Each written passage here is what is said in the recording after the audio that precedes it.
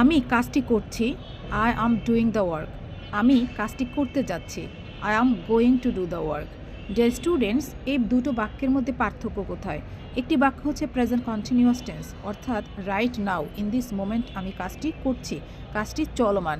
সেই বাক্যটি হচ্ছে I am going to do the work and this is present continuous tense, right? And another sentence is I am going to do the work, অর্থাৎ future indefinite টেন্সে আমরা যেমন বলি I shall do the work. I shall do the work অর্থাৎ আমি কাজটি করব, এটা যে কোনো সময়ই করতে পারি, যে কোনো সময় আমি কাজটি শুরু করব। বাট যখন তুমি বলবে I am going to do the work, অর্থাৎ এটা হচ্ছে নিকটতম ভবিষ্যতের একটি অর্থ বোঝাচ্ছে যে আমি কাজটি করতে যাচ্ছি, কাজটি করার জন্য আমি একটা সিদ্ধান্ত নিয়ে ফেলেছি, যে কোনো মুহূর্তেই আমি কাজটি করতে শুরু করে দেব, অর্থাৎ উইদিন আ শর্ট টাইম আমি কাজটি করতে শুরু করে দেব।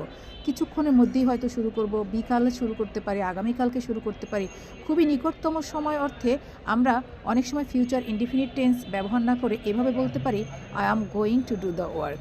I am going to do the work and I am doing the work, অর্থাৎ হচ্ছে এই মুহূর্তে আমি কাজটি করছি।